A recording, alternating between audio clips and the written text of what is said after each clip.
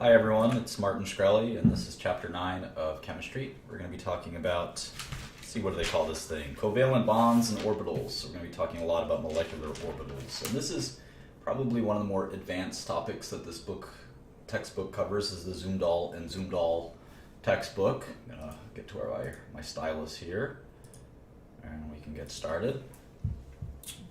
So this is Chapter 9, as I mentioned. My handwriting is not exactly neat. It's been a little while since we did one of these. Sorry about that delay. Covalent bonding, orbitals. So we're going to spend a lot of time talking about orbitals specifically. And it's pretty dense. It's a short chapter, but it's pretty dense. We're on pages 415, usually about 50 pages. Let's see, this one's a little shorter. 452. Yeah. So it's about 37 pages. The last few pages are questions, so it's probably about a 30-page chapter. This should take about an hour. Might take a little longer. This is the Zumdahl and Zumdahl 9th edition of chemistry. It's a wonderful chemistry textbook, and I highly encourage you to acquire it. Anyway, we're on section 9.1, and the title of the section is hybridization. And that's probably a word that you haven't heard of yet. You can see the word hybrid kind of forms the root of the word. We're going to talk to you all about hybridization throughout this chapter. And one of the things we find in one of our favorite molecules, CH4 or methane, as we discuss this whole tetrahedral structure, right? We have this is carbon, of course. We have this kind of structure that looks a little like this, using a stick and ball model. Looks a little like this. This is a tetrahedral structure. That's what methane kind of looks like, and we know that these are 109.5 degree angles. Is that right? Double check that that's right. I think that's right. Chapter 8, we had that. Yeah, 109.5 degree angles. We kind of learned that, other molecules, including oxygen, other molecules, including water, kind of form this as well. You have H2O here, but you still have those lone pairs that kind of pop up. They're not really bound to anything, but you can think of them as an orbital, right? You can think of them as orbitals. And we know that the lone pairs need more room than the bonding pairs, so this kind of pinches the angle, right? It sort of pushes these two hydrogens down a little bit, so it pinches the angle to 104.5 degrees. So anyway, the problem with this model is it doesn't really explain a key thing. One example is that these four angles are all 109.5 degrees. And we accept that, and that seems reasonable in methane. The problem that we see is that if you think about the orbitals, right, if you think about the two orbitals, right, you have the 2s, and then you have the 2p orbitals. But how could all of these orbitals, which three of them are one kind, and one of them's another kind, how can they form identical angles? That doesn't make a lot of sense. You would think three of them would form one kind of angle and the second would form a different kind of angle. And if you think about the geometrics of it, the 2s orbital kind of looks like that, and we know that the p orbitals kind of look like this, right? So one is oriented along, I guess if we think about it like this, one is oriented along the y-axis, one is oriented along the x-axis, and one juts out into space along kind of the z-axis. So how could these be 109.5 degrees? It doesn't make any sense. So what we found is that these orbitals actually hybridize, they combine, and they form four equal orbitals called sp3 orbitals, 1s and 3 p's. So they're sp3 orbitals. So instead of 2p x, y, and z, and 2s, we have sort of two sp3 orbitals, and there's four of them. And And these guys form they're identical orbitals. And that's how we can explain the existence of methane. And if this is somewhat a unique or unusual idea, it is. It's pretty funky.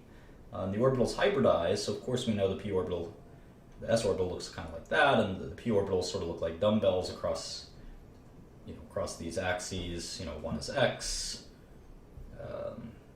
Of course, that would be y, right? X would be like this. And it's sort of this dumbbell shape. These are called lobes, as we learned before. And then, of course, we've got the z-axis. We could do it like that, I guess. And so these four orbitals will all hybridize 2px, 2py, and 2pz. And all of them will hybridize to form these kind of unique looking orbitals that kind of look like that. And they also align against axes, except they align at 109.5 degree angles, just like we see in methane. So it's kind of interesting that these hybridized orbitals, so we call this sp3 hybridization, or we say that it's sp3 hybridized. So one things we'll find is that anytime we have a tetrahedral structure like methane, we're going to have sp3 orbitals. Anytime we have that. So keep that in mind.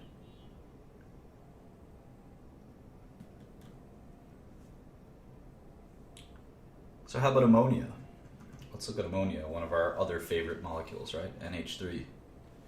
And we've got N here, 3 hydrogens around it, and kind of a lone pair here, right? And this makes sense. Anytime you think nitrogen, the number 5 should pop into your head, right? Because it's the 5th group, it's 5 valence electrons. 1, 2, 3, 4, 5.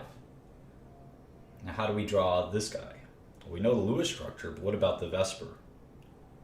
Well, it's interesting. There's 4 electron pairs, right? There's 1, 2, 3, 4. So this is going to be tetrahedral. And in fact, it's going to be sp3 hybridized orbitals. Even though you might say, okay, well, why does it have to be sp3? Well, it forms a tetrahedral, which means that they'll all have to be kind of this, this sort of style, this shape, right? And even though it's NH3, not NH4, this is still an sp3 orbital.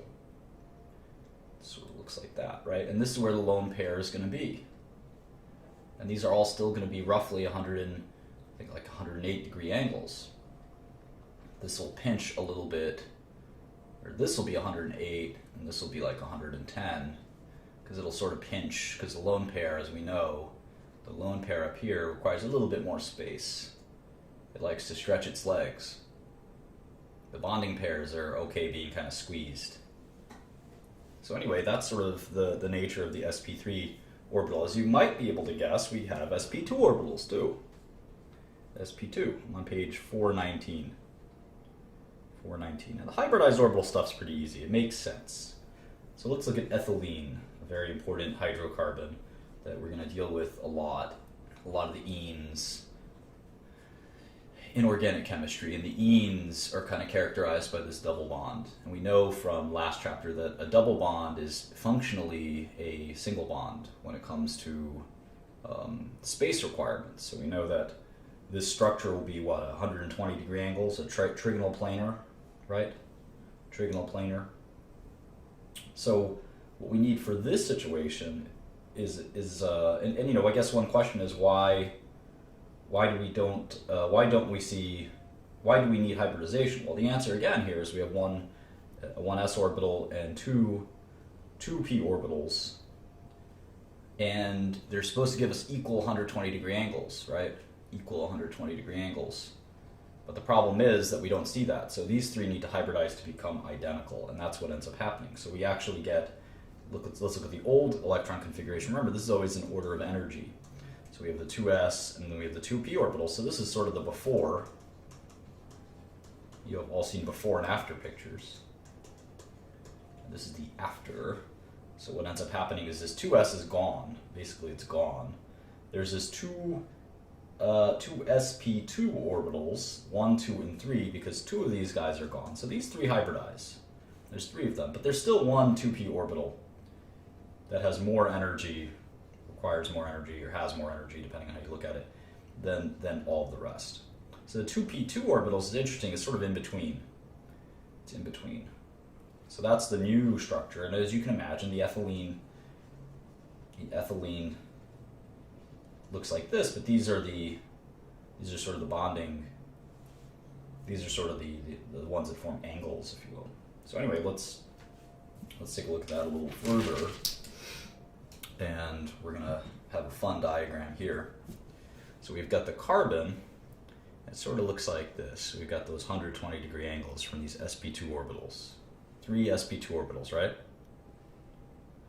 Here are the 3 sp2 orbitals. sp2. This is sp2. And this is sp2. All right? Of course, we got a hydrogen here. And the hydrogen is the 1s orbital, right? And the electrons, it's kind of fun. The electrons exist in between, like this. They don't float around in here. They don't float around in here. They kind of exist in the overlap. Does anyone know what we call that? We call that a sigma bond. Sigma bond. That's pretty advanced stuff. This is cool stuff. You really get to, if you master this, you can really start doing some real organic chemistry. And this is just a beginner course. But I'll tell you that if you understand the difference between a sigma bond, and we're about to learn what a pi bond is, you're going to have a lot of fun learning much more about chemistry. So anyway, we'll keep going with this molecule, but here's the other carbon, right? It sort of has this, kind of looks like a flower, right? These 3 equal orbitals. It's an sp2 orbital as well. And then again, when we have these overlaps of orbitals, where these electrons exist in that overlap, that's a sigma bond. That's a sigma bond. And of course, the one we pointed out is a sigma bond. And of course, we got these 2 hydrogens again that form this sigma bond. And we'll still label these orbitals sp2, 1s, sp2. Of course, that hydrogen up down here for the sigma bond. Hydrogen 1s. So are we done? Does anyone know if we're done? It looks like we could be done, right? There's one thing missing. What's missing? Well, we kind of have that double bond, don't we? We kind of have that double bond. And what about that last p orbital? Well, let's draw that last p orbital. It actually looks like this. So remember, if we remember kind of where those orbitals went, there's still one p orbital. Still one p orbital. And this carbon's got one too. So what ends up happening is the electrons in these orbitals, unbelievably, remember the p orbital is symmetrical, right? It's like a dumbbell. So what ends up happening is the electron will actually kind of exist between here. And this we call a pi bond. It's the other kind of bond. Think of pi, you can think of perpendicular or parallel. You can think of it between p orbitals. A couple ways to remember that this is a pi bond. Overlap, sigma bond. So that completes our ethylene detailed explanation of how ethylene exists. We got 1, 2, 3, 4, 5 sigma bonds and 1 pi bond. And interestingly, every time we have a double bond, we have 1 pi bond and 1 sigma bond. This is sigma, this is pi. Anytime you have a double bond, you're going to have that.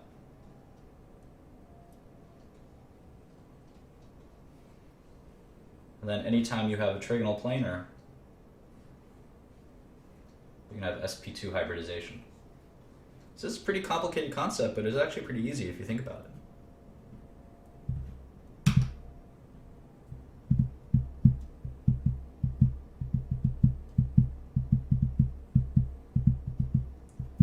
All right.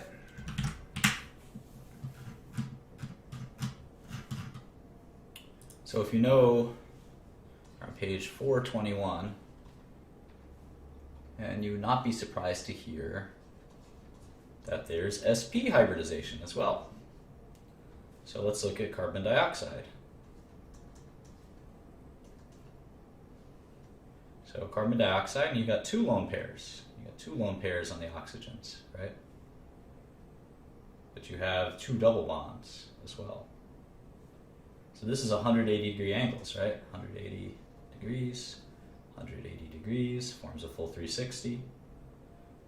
And it's interesting, to get this, you need sp hybridization. So you get this, of course, before, and then the after is these two guys will merge to form two sp orbitals, and those two p orbitals will still be there. And the s orbital disappears, and one p orbital disappears. That makes sense. So let's take a look at what this guy looks like. What's the idea here? Why are we looking at it as an sp orbital? Well, that's because there's two bonding pairs as far as this is concerned. We understand that there's four, but when it comes to Vesper, really think of it as two. One here and one here. Double bonds count as one in Vesper. Remember that. Double bonds count as one. That's why ethylene was 3, right? Even though this is a double bond, it's 1, 2, 3. So anyway, anytime you have two, it'll form a 180 degree or linear structure, right? And we're going to need this sp. We're going to need that sp orbital, the hybridization of the sp orbitals. So let's take a look. Let's take a look at what this looks like. We got the carbon, and it's going to have two kind of sp orbitals. Let's draw the p orbitals first.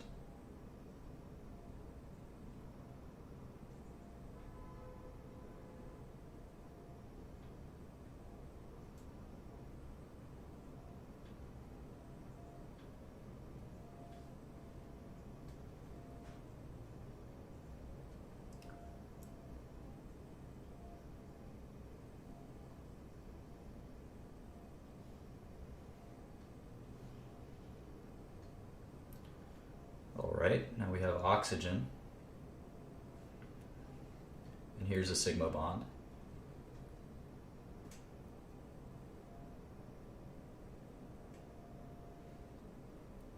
Oxygen has 3 lone pairs around it, so that's kind of interesting. There are 2 lone pairs and 1 bonding pair, so it's going to need to be trigonal planar. It's kind of interesting. So these are sp2 orbitals for oxygen. And this is the P. The P's got its own other lobe, right? And these are sort of p orbitals.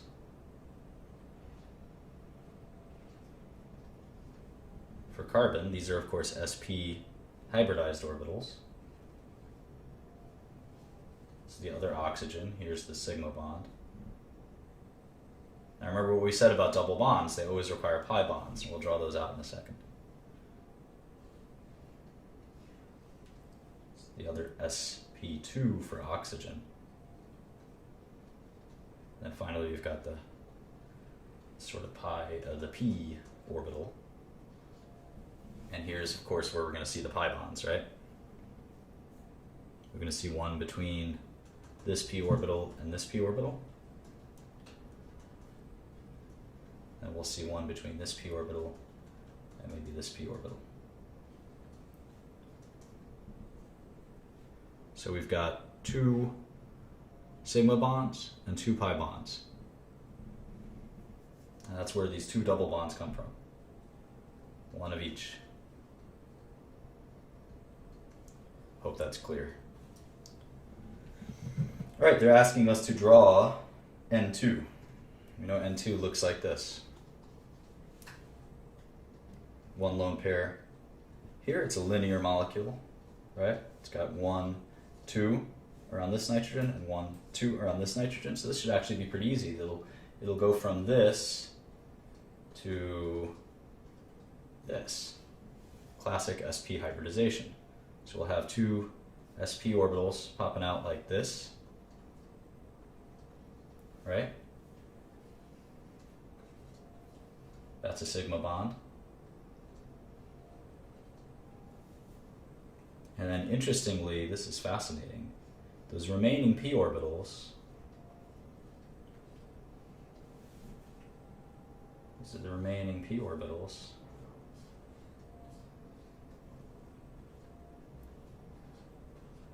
they'll form pi bonds, the both of them, two pi bonds. So up, down, and then up, down.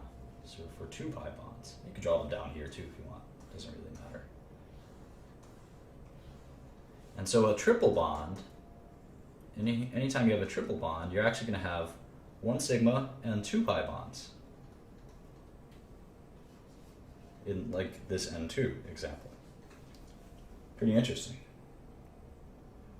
And as you might have guessed, you can actually have dsp3 hybridization. So this is when you need, right, when you need a trigonal bipyramidal, when you need something that looks a little like this. These two are at 180 degree angles, and then you get this fun 120 degree Johnson in here. These are all dsp3 hybridized orbitals, all 5 of them. So a good example is something like BCl5. We won't have to go through that in too much detail. And of course, you can get D2 sp3 orbitals if you need 6. So if you need a something that is more complicated than we need to go into. But if you look at something like that, we'll hybridize as many from all the way from 2 to 6.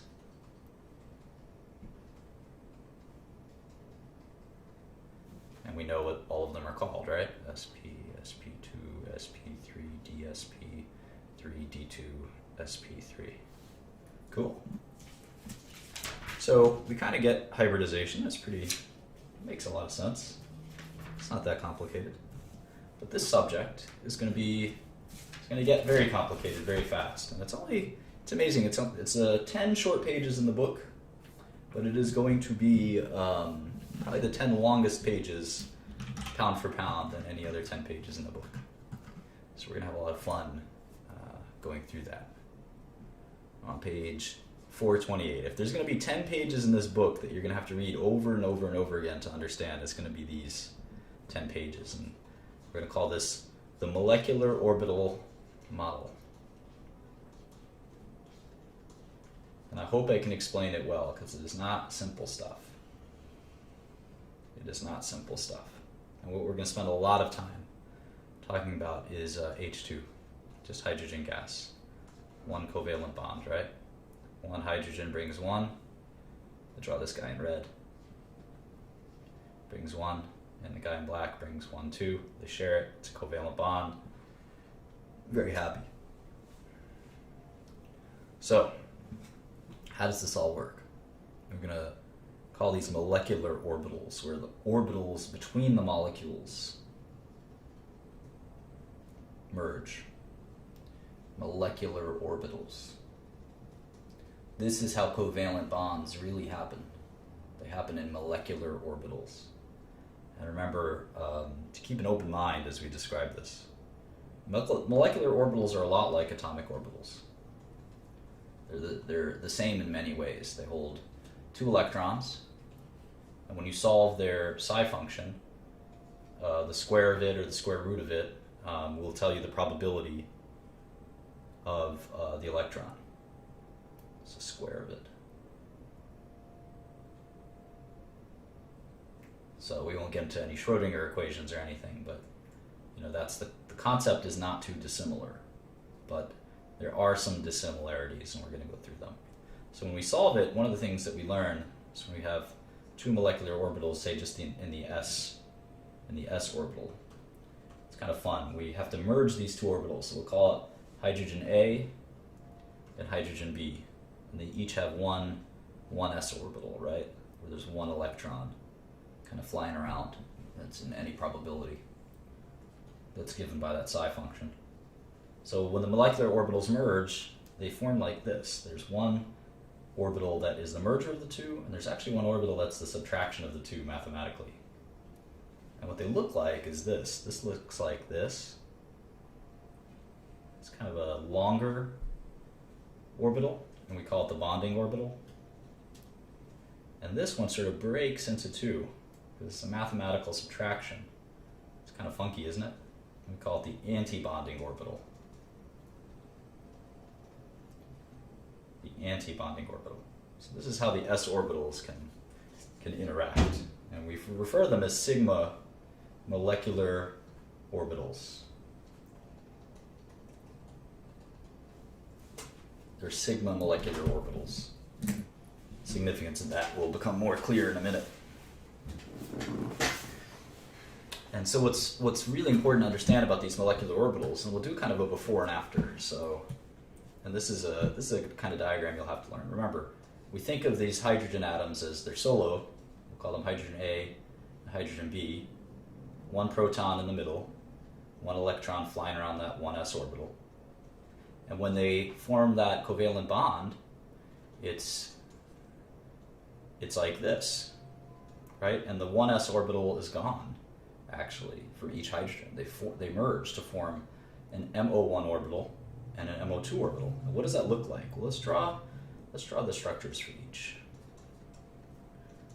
Let's draw each solo atom and then the molecule itself. So, and remember, energy goes up when we do these diagrams, and this is a pretty cool way to do it. So here's the 1s from the A atom. Here's the 1s from the B atom.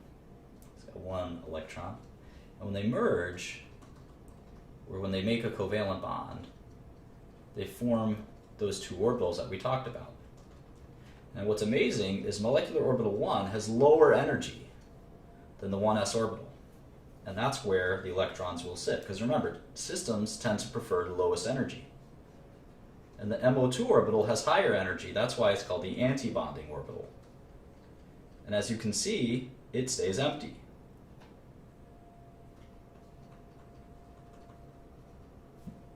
So the bonding orbital is lower in energy than the individual atoms. That's why hydrogen will come together to form H2 always, because systems always love the lowest energy possible.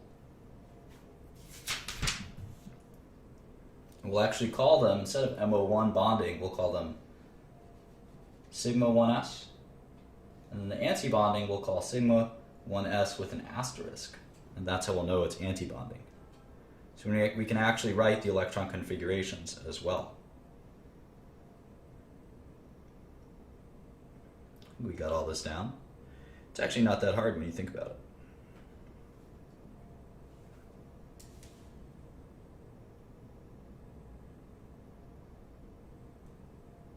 So let's talk about a concept called bond order. This is a pretty cool concept. It's very powerful, and it's very simple, like many good concepts. It's very simple, bond order. And bond order is the strength of a bond. And it's basically number of bonding electrons minus number of anti-bonding electrons divided by 2. So if we do that H2 again, we'll see that there's that bonding orbital down here, and then anti-bonding orbital up here. We'll call that sigma 1s asterisk and sigma 1s. And both electrons are down here in the bonding orbital. So if you do this math, it's actually 2 minus 0 divided by 2, which is 1. And 1 is a strong bond. The higher the bond order number, the stronger the bond. Let's think about helium. He or He2, which one will form? We can actually learn from the bond order, and this makes it really powerful. We can actually think about how if, and we can predict if molecules will form, like He2. Does He2 form? Whether or not you know the answer ahead of time, you can actually just draw the 1s orbital of helium looks like this. 1s orbital of helium looks like that for each individual atom. And will they hybridize, or make a covalent bond, I should say, with the sigma 1s and the sigma 1s asterisk? Well, you can see you can see just visually that it kind of looks like it's the same energy. This doesn't get you lower energy, it gets you lower energy for one and higher energy for the other.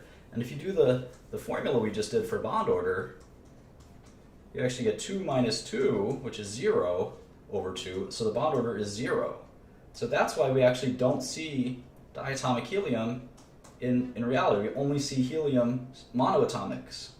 They're solo atoms. This is pretty interesting. How about lithium?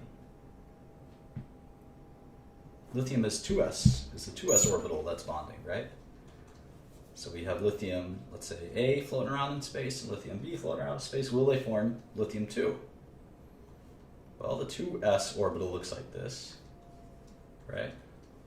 And we can have a 2s molecular orbital or a 2s sigma 2s. And then the anti-bonding orbital will be up here, sigma 2s asterisk, right? So we'll get them down here. So this actually, Li2 does form. The bond order is 1, right? 2 minus 0 divided by 2 is 1. Let's go to page 432. 432. We're going to talk about beryllium.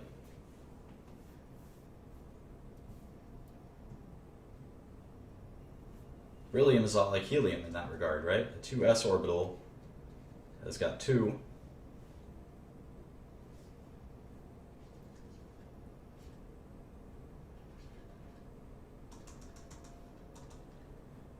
The bonding and anti-bonding orbitals for this 2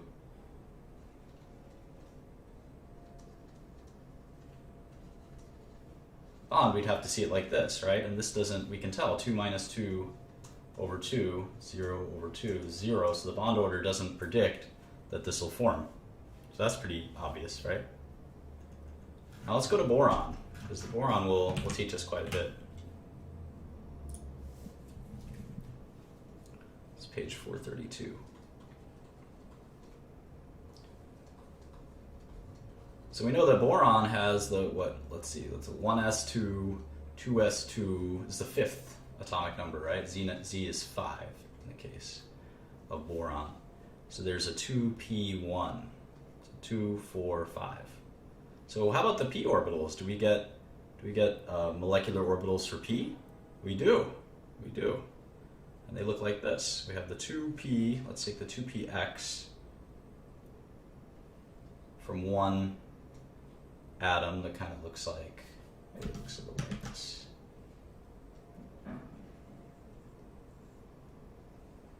Right? Well, let's not worry about the plus minus too much. It doesn't mean what you might think it means. It's a little complicated.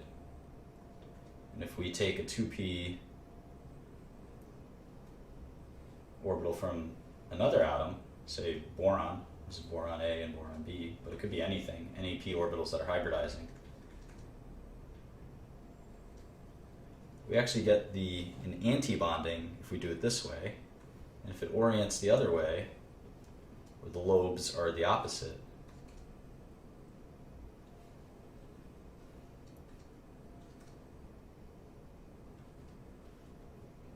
we get the bonding orbitals, and they look like this. The anti-bonding orbital is fascinating. It looks like this.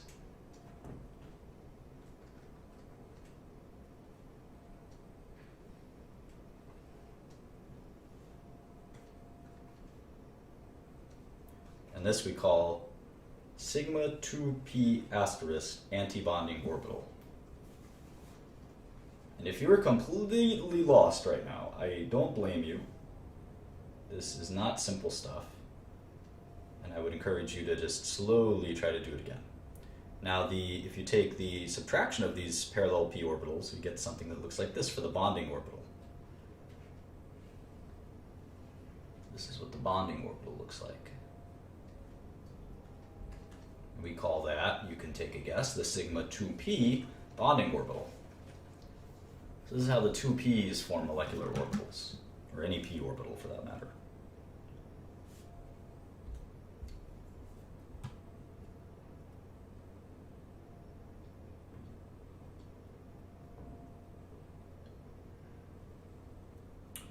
And that's for the 2px orbitals. So now what we see in the 2py orbitals and the 2pz orbitals is a little different. This is, remember, the way we can do these for the molecular orbital model is 2py plus 2py and 2py minus 2py. And then we can do the same for the z's. We just did the x's. And they all have different shapes. So here's 2py. This is up and down, right? Because it's the y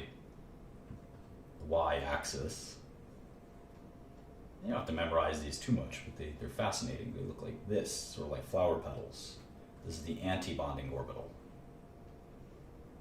And as you can imagine, we call this, instead of sigma, these are now the pi orbitals. So this is the pi, 2p pi, 2p pi bonding, t-bonding in this case. So of course it's going to have the asterisk.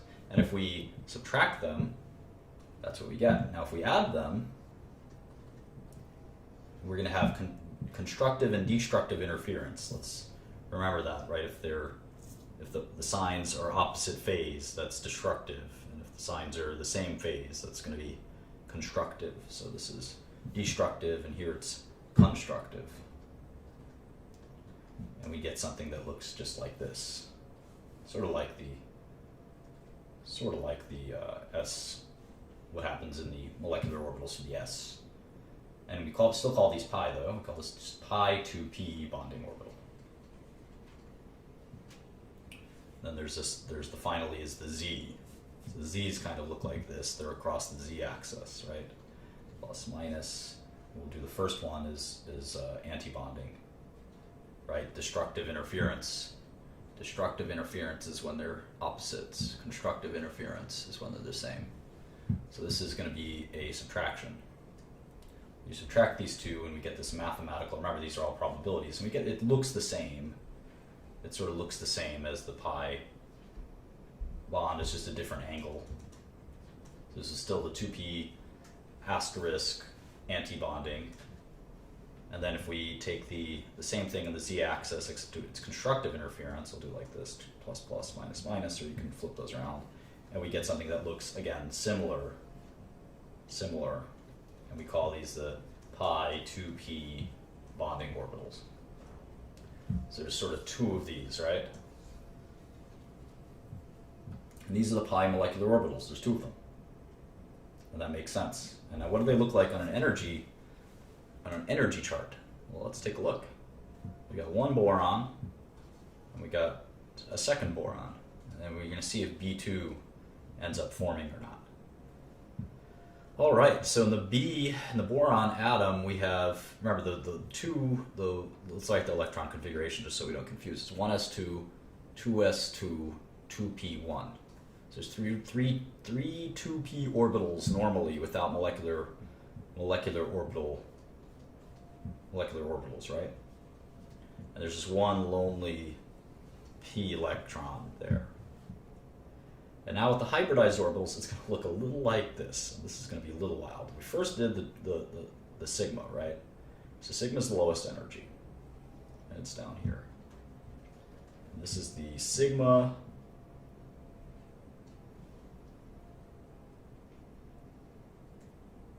That's a pi. Let me draw a sigma.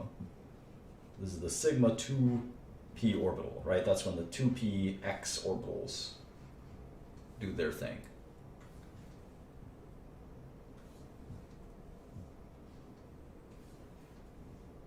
That's a sigma 2px. It's the lowest amount of energy, so it'll snag these two electrons, right?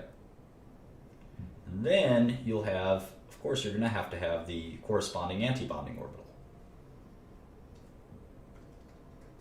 The sigma 2p antibonding orbital, the asterisk. Then we also have the hybridized pi orbitals. Kind of interesting. They're up here. Remember, there's two of them. You've got the pi 2p, two pi 2p orbitals, and then two pi 2p antibonding orbitals. So that is what it looks like. And as you can see, you get a lot lower energy if boron is doing it like this. Now, fascinating is you're still having the hybridization or the molecular orbital function of the s orbital. So this is 2s. And the 2s has to actually get filled both in the sigma 2s and the sigma 2s antibonding.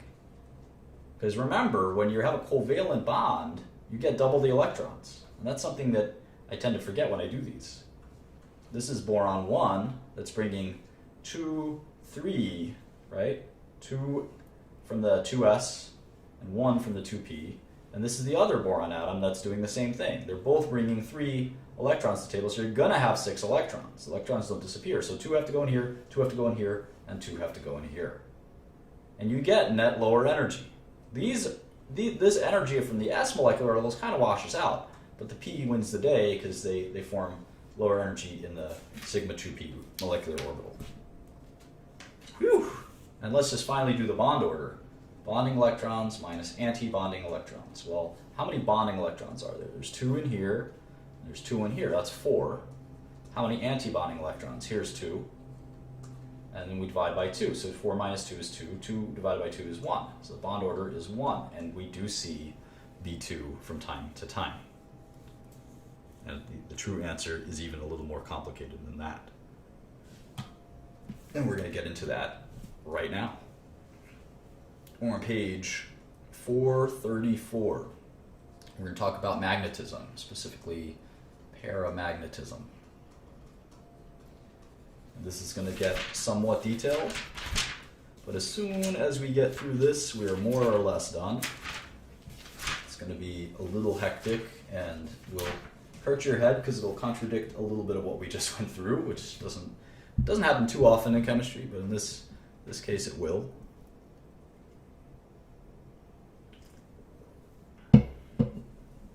So we're going to make a magnetic field. Magnetic field. Most materials have no magnetism until they're placed in a magnetic field. And once they are placed in a magnetic field, there's 2 things that can happen. You can get paramagnetism or you can get diamagnetism. So if you have a magnetic field, just think of it like this, I guess. Maybe think of it like this. This is the magnetic field. Paramagnetism is inducing, attracted, if you will, paramagnetism. And diamagnetism is the other way around. It's repelled.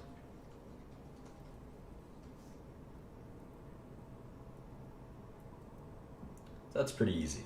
And what we found is that paramagnetism is associated with unpaired electrons. In orbitals. So you always have like an orbital. Let's say this is let's pick a sigma 1s orbital. And it's unpaired. That's going to be paramagnetic. If you have a sigma 1s orbital, this is paired. We know orbitals can only hold 2 electrons, and that's going to be diamagnetic. It's going to be repelled from a magnetic field.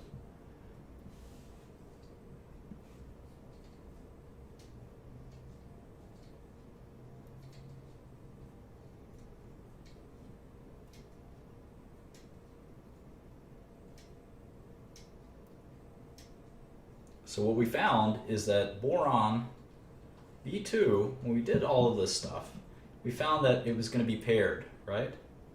It's going to be paired. This is what we thought it would look like. It turns out that boron, when we have diatomic boron, it's actually paramagnetic. Paramagnetic. It has unpaired electrons. But if we look at the electron chart, it obviously has paired electrons. It should be diamagnetic. Well, it turns out that the chart that we made is technically slightly wrong. I'll show you why. It's a little bit annoying. What it really looks like, and I don't like the way the book handles this because it kind of says let's learn it one way and then let's learn a contradicting way the next way, but stay with it. I think it'll make sense at the end. What you normally have is these 3 p orbitals, right? And they have these solo unpaired electrons. That makes sense. And what you have here is that the chart really looks like this.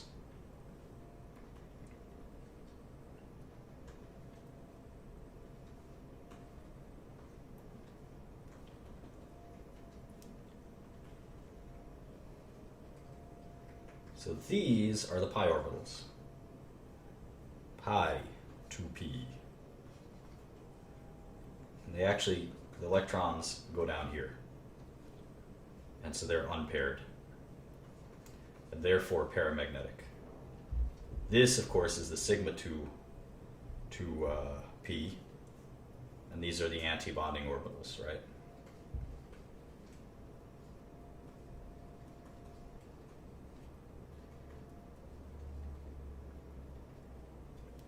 So this makes more sense. It's unpaired and it's paramagnetic.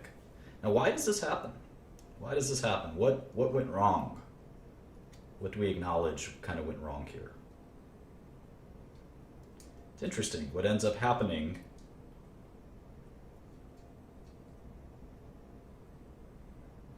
is that we have a different energy level.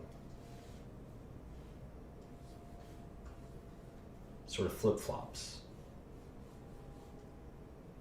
The sigma is normally a lower energy, but in this case it's going to be a lower energy for the p orbitals.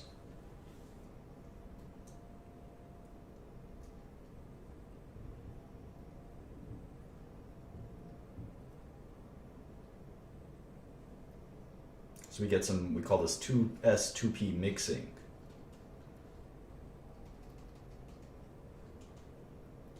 And it's a very annoying detail that we have to worry about, otherwise this would be much easier.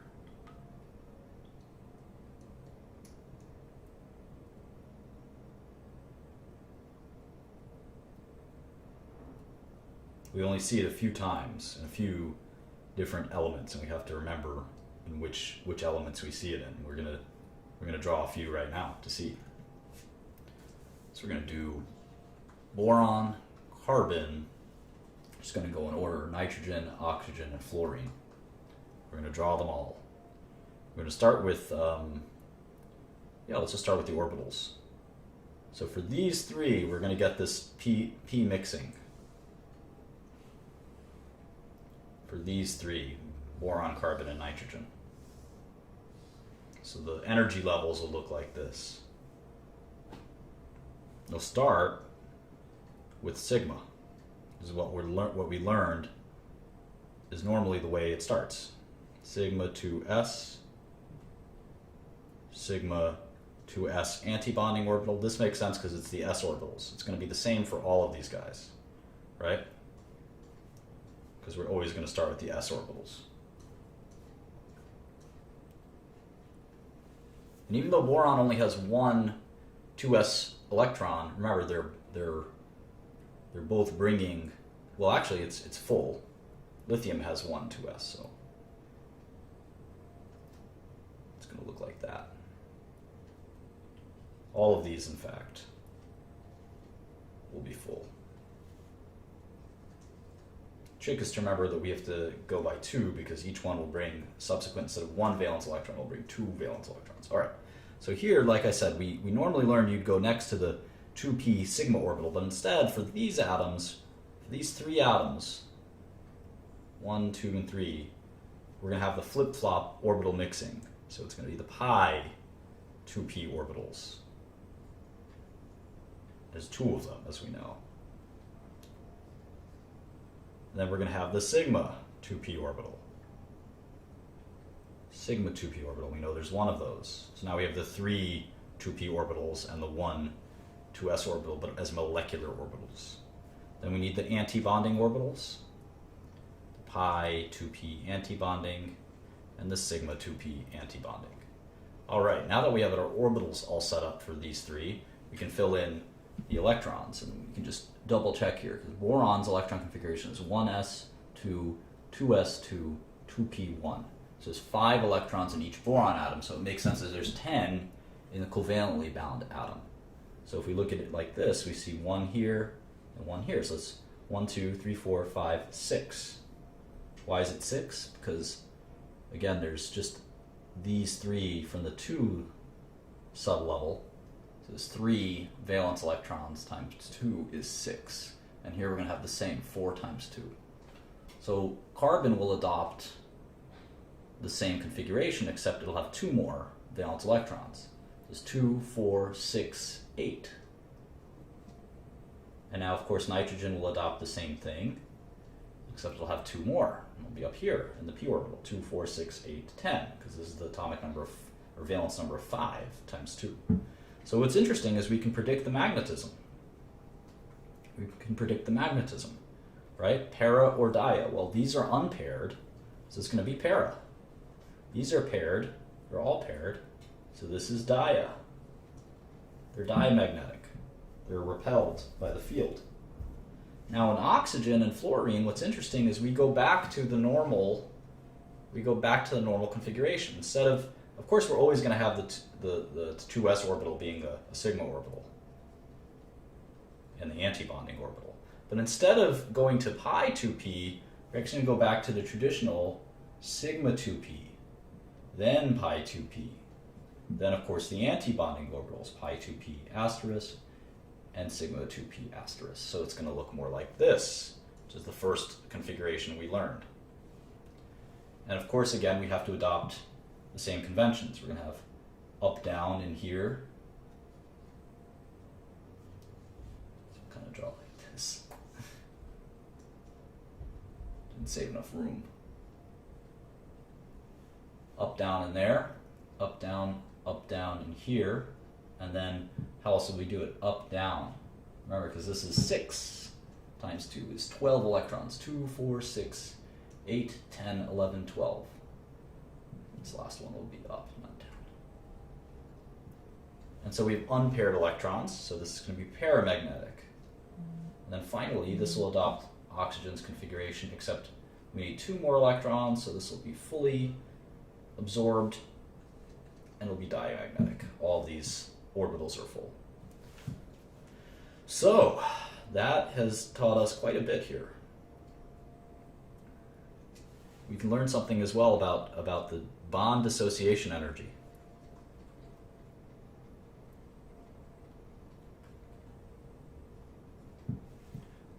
Use a slightly thinner marker that might help. So the bond dissociation energy, or the amount of energy it takes to break a bond, 290, 620, 942, 495, and 154. Isn't that fascinating? It goes up and then it goes down. I wonder why. Well, take a look.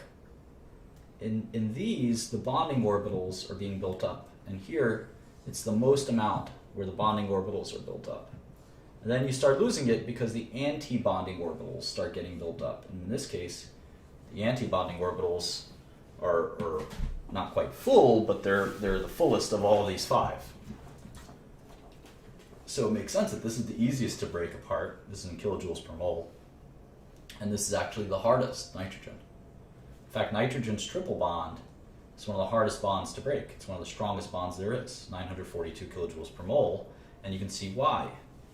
You can see why. And how about bond strength? We can do bond order, right? Bond order. We remember the formula, right? Bonding electrons minus antibonding electrons. So let's see here, there's 2, 4, 4. 2 and 4 bonding electrons. So there's a total of 4. And here there's 2 antibonding electrons. So the net is 2, divided by 2 is 1. Bond order is 1. So it's strong. All right, how about here? There's 1, 2, 3, 4, 5, 6 bonding electrons, minus 1, 2 antibonding electrons, divided by 2, that's 2. 4 divided by 2 is 2. So that's even stronger. Carbon C2 is even stronger. And we can see the dissociation energy is higher. How about here? 1, 2, 3, 4, 5, 6, 7, 8. 8 minus 2 over 2. That's 6 divided by 2, and that's 3. The bond order is 3. How about here? 1, 2, well, it's going to have the same. It's going to have 8, right? 1, 2, 3, 4, 5, 6, 7, 8. But the anti-bonding is different. It's 1, 2, 3, 4. It's 8 minus 4 over 2 is 4 over 2 is 2. So the bond order is 2, which makes sense why it's a weaker bond. And here, it's 8 minus 6, which is 2 over 2, or 1. That's why the energies go in direct correlation with the bond order. Whew! All right, that was a lot of fun. I hope you fully understand that. Interestingly, we want to understand, we're almost done, but we want to understand what happens with, I'm on page 438 here. 438. Bonding in heteronuclear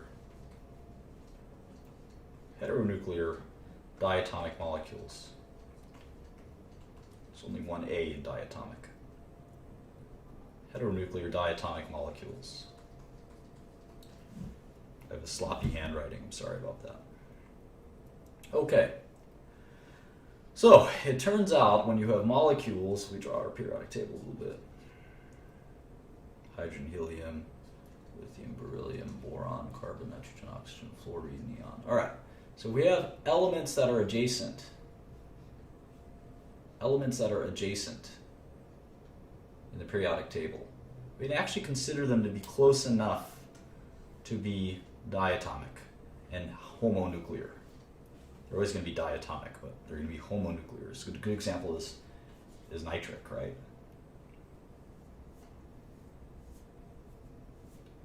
We can actually think about it as the same as you would do for something like this. They're close enough. So what we'll do is we'll draw the energy levels. 2s orbitals always go first. And in this case, we're going to start with the pi orbitals. Then we're going to go to the sigma orbitals. Then we're going to do the anti.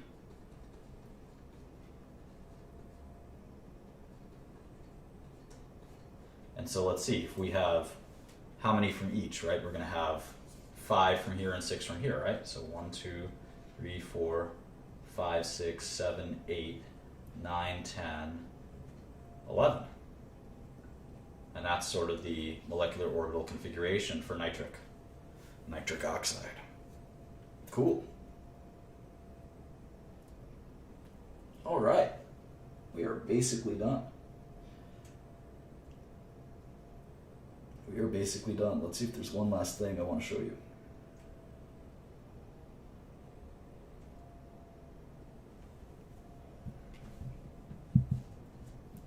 I'm going to look at one last molecule called benzene. We use this a lot in organic chemistry. It's the formula C6H6. Looks like this.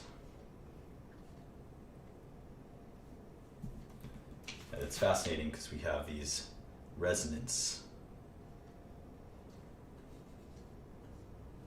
And the double bonds in benzene have this constantly shifting resonance.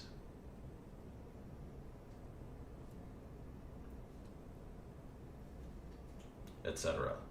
Maybe another way to draw it is like this.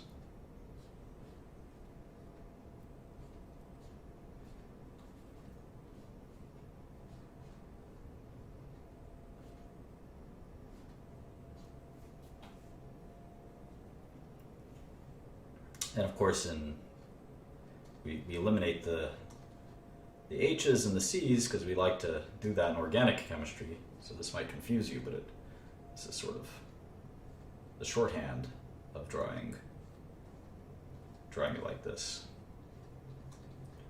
And we'll learn in organic chemistry to eliminate a lot of this clutter by just drawing lines for carbon and assuming the hydrogen is there, because we don't need to write the hydrogen if we know it's there.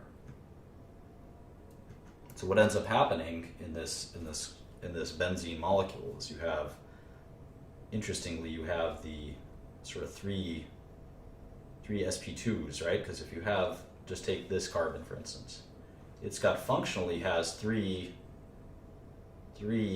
bonds, right? Because even if one of these ends up becoming a double bond, and through resonance it will, one of these will be a double bond at all times, it doesn't matter. In Vesper, that counts as 3, so you're going to have trigonal planar. So what you end up happening here is it looks a little like this. This is hydrogen, and of course we're going to have a sigma bond here. And these are all sp2 orbitals. They're hybridized for sp2 orbitals. So there's going to be one p orbital. It's kind of sticking out like this. If we have the other carbon here that forms the top of benzene, here's the sigma bond. These are all sp2 orbitals. And again, you're going to have that sigma bond, this p orbital forming a pi bond.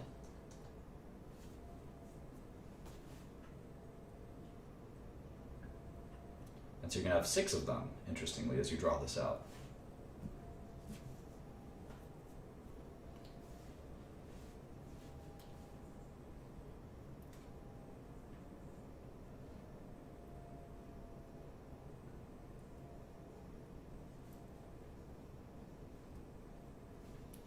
It's kind of fascinating because if you have all 6,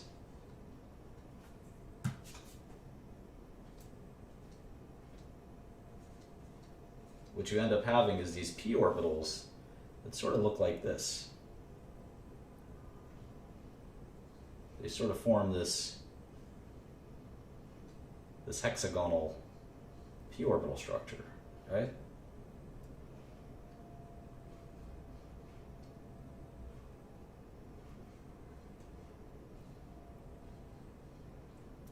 Kind of a crappy hexagon, but it's still a hexagon. These are the p orbitals. I'm not going to draw the s orbitals, the sp2 orbitals, but they're there. These are the p orbitals. And so you have that, and remember, it sort of exists while these sp2 orbitals exist, right? And they're forming that benzene. So you have these sort of parallel, this kind of cool parallel delocalized p orbital bonding. And this is a resonance, right? So you're going to have the double bond here, here, and here. And so that's why sometimes when we draw benzene, the old way of drawing it was like this. Sometimes you'll see that in old chemistry books. Benzene drawn like this. Most of the time now we draw it with the double bonds. Like that.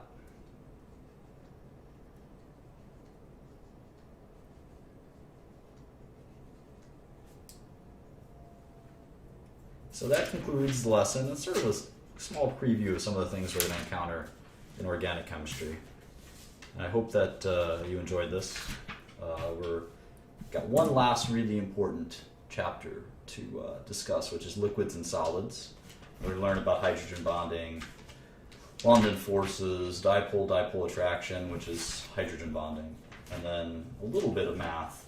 But this will be the last kind of important, very important theoretical no math chapter, is chapter 9 and chapter 10. So chapter 8, 9, and 10 are kind of the 3 important chapters. And after that, we'll sort of do a lot of problems in math and talk about some things that are a little less crucial to the future of what we're trying to accomplish. But hope you enjoyed this.